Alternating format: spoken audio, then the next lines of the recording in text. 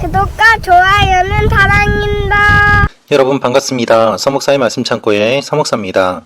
오늘도 시청해 주셔서 감사합니다. 오늘은 고린도전서 3장 16절부터 23절 말씀입니다. 오늘 말씀은 바울이 고린도 교회 성도들에게 여러분 한 사람 한 사람이 성전인 것을 기억하십시오 라는 내용을 말하고 있습니다. 여러분이 하나님의 성전인 것을 알지 못합니까? 여러분이 하나님의 성전이라면 여러분은 하나님에게 속한 존재입니다 라고 이야기를 하고 있습니다. 따라서 서로 나누어서 싸우는 것이 아니라 하나님의 성전임을 기억하고 하나됨을 지키라는 이야기를 하고 있습니다. 오늘 이 말씀을 통하여서 우리에게 주시는 하나님의 마음을 함께 묵상해 보기를 원합니다. 16절부터 말씀입니다. 여러분은 자신이 하나님의 성전인 것과 하나님의 성령께서 여러분 안에 계시는 것을 알지 못합니까? 여러분, 바울은 10절에서 이야기하고 있는 내용에 이어서 16절에서 이렇게 이야기를 하고 있습니다. 여러분은 자신이 하나님의 성전인 것을 알지 못합니까? 라고 말입니다. 10절부터 시작된 건축가 비유가 성전으로 이어지고 있습니다.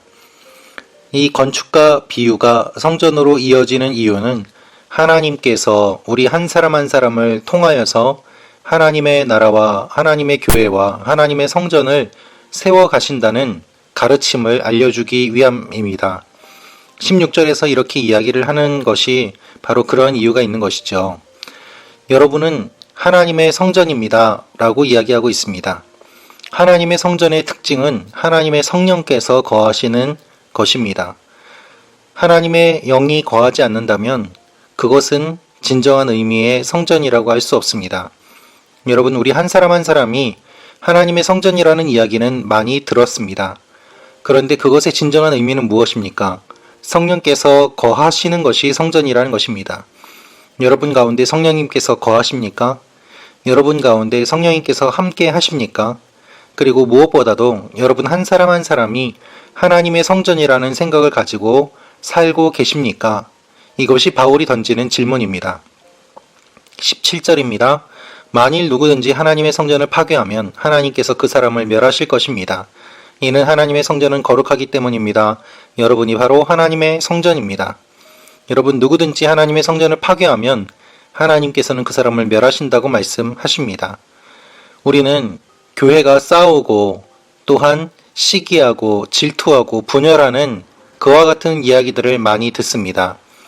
명목은 매우 그럴듯합니다. 허울 좋은 이야기들은 많이 있습니다. 그런데 내용을 살펴보면 결국은 자신의 욕심에 따라서 싸우는 것이고 서로 모이고 분파를 만드는 것이 일반적이고 대부분입니다. 왜 싸웁니까? 자기 욕심 때문입니다. 왜 싸웁니까? 하나님의 성전임을 잊었기 때문입니다. 바울은 그 이야기를 하고 있습니다. 하나님의 성전은 거룩합니다. 여러분은 하나님의 성전입니다. 그렇기 때문에 여러분은 거룩한 삶을 살아야만 합니다. 그런데 그 성전을 파괴하는 사람들이 있습니다. 라고 말입니다. 여러분, 교회가 싸우는 것은 영적인 사건입니다. 그것은 하나님의 성전임을 잊어버린 결과입니다. 하나님의 성전임을 기억한다면 성도가 어떻게 서로 싸울 수 있겠습니까? 그래서 바울은 속이지 말라고 이야기합니다.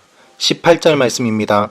아무도 자신을 속이지 마십시오. 만일 여러분 가운데 누가 이 세상에서 지혜 있다고 생각한다면 어리석은 사람이 되십시오.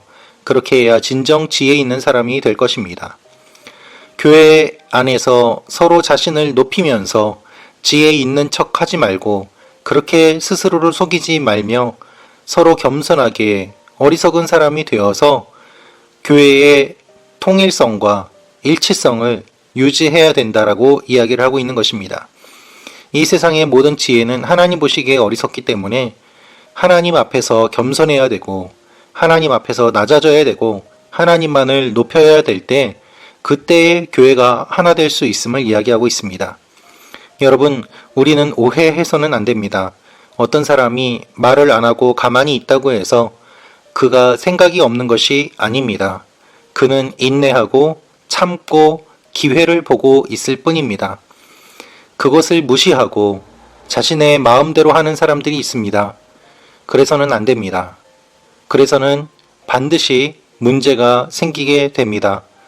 바울은 지혜로운 척 하지 말고 어리석음을 인정하고 하나님 앞에서는 모두 다 어리석은 존재임을 고백할 때 교회의 통일성과 일치성을 가져올 수 있다라고 이야기를 하고 있습니다. 지혜롭다고 하는 사람들의 생각은 모두 다 허망하다. 이것이 하나님 보시기에 그렇게 보인다라고 말을 하고 있는 것이죠. 21절 말씀입니다. 그러므로 누구든지 사람에 관한 것을 자랑하지 마십시오. 모든 것이 다 여러분의 것입니다. 여러분, 사람에 관한 것을 자랑하지 마십시오. 내가 누구를 안다. 내가 누구와 친하다. 내가 누구의 아들이다. 우리 아버지가 어떤 일을 했다. 그런 것들은 하나님 보시기에 그렇게 자랑할 만한 것이 아닙니다. 교회의 건물을 자랑하는 것도 어리석은 일입니다. 교회의 규모를 자랑하는 것도 어리석은 일입니다. 아무도 알아주지 않는 시골에서 몇 명 되지 않는 성도들을 붙잡고 목회하는 목사님들은 능력이 없는 분들이고, 큰 교회와 많은 성도들과 화려한 모습으로 등장하는 목사님들만 능력이 있는 목사라고 볼 수 있습니까? 그렇지 않다는 것입니다.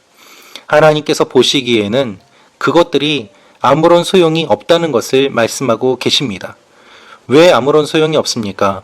하나님 안에서 하나이기 때문입니다. 22절부터 23절 말씀입니다. 바울이나 아볼로나 게바나 세상이나 생명이나 죽음이나 현재 일이나 미래 일이나 모든 것이 다 여러분의 것입니다. 그리고 여러분은 그리스도의 것이며 그리스도는 하나님의 것입니다.